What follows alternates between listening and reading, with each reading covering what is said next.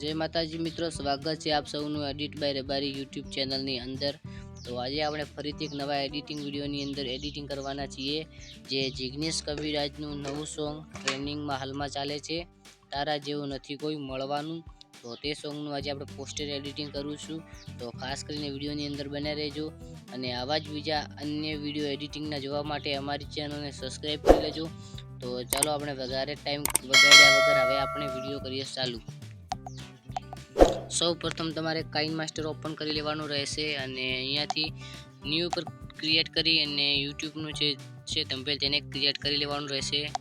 હવે તમારે એક બેકગ્રાઉન્ડનું જરૂર પડશે, જે તમને કાઇન માસ્ટરની અંદર જ મળી જશે, જે તમને હું અહીંયા બતાવી રહ્યો છું। આ બેકગ્રાઉન્ડ તમારે લઈ લેવાનું છે અને અહીંયાથી પેન ઝૂમ પર કરીને આવી રીતે ઝૂમ કરી લેવાનું રહેશે અને આને એક બ્લર આપી દેવાનું છે, જે પહેલા જ નંબરનું છે તે।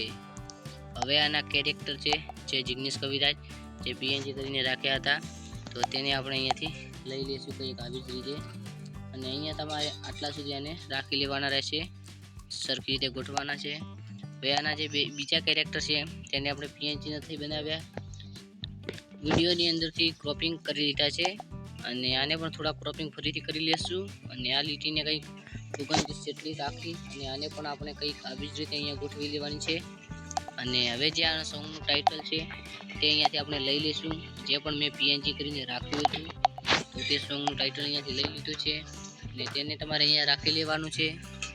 અને હવે તમારે એક બેકગ્રાઉન્ડ લેવાનું રહેશે, જે તમને મળી જશે કાઇન માસ્ટરની અંદર અને તેને ક્રોપિંગ કરી લેવાનું છે કંઈક આવી જ રીતે હું કરું છું અહીંયા તેવી જ રીતે। અને આનો કલર તમારે જે પણ રાખવો હોય તે અહીંયાથી તમે રાખી શકો છો। ઉદાહરણ તરીકે આપણે અહીંયા આ કલર લઈ લઈશું અને હવે આપણે ગુજરાતી ગીતોના પોસ્ટર બનાવતા શીખો તે લઈ લઈશું। તો આને આપણે અહીંયાથી લઈ લીધું છે અને આને કંઈક આવી જ રીતે અહીંયા ગોઠવી લઈશું।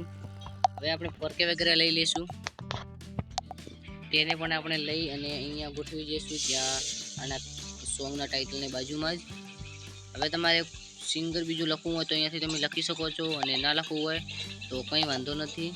અને જો તમારી ચેનલનું નામ લખવું છે, જે મેં પાછળ હમણાં લખ્યું હતું, તો અહીંયાથી તમારે લખવાનું છે જે ચેનલનું નામ છે તે અને તેને ઓકે કરી લેવાનું રહેશે।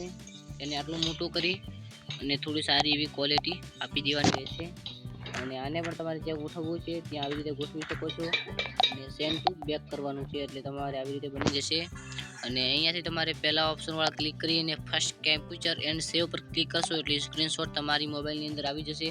તો પોસ્ટર કેવું લાગ્યું તે ખાસ કરીને કોમેન્ટની અંદર બતાવજો અને બીજા એડિટિંગ વિડીયો, કોઈ પણ જાતની એડિટિંગના વિડીયો આપણી આ ચેનલની અંદર મળી જશે, તો ચેનલને સબસ્ક્રાઈબ કરવાનું ભૂલતા નહીં। મળશું જલ્દીથી નવા વિડીયોની અંદર, ત્યાં સુધી આ વિડીયો નિહાળો।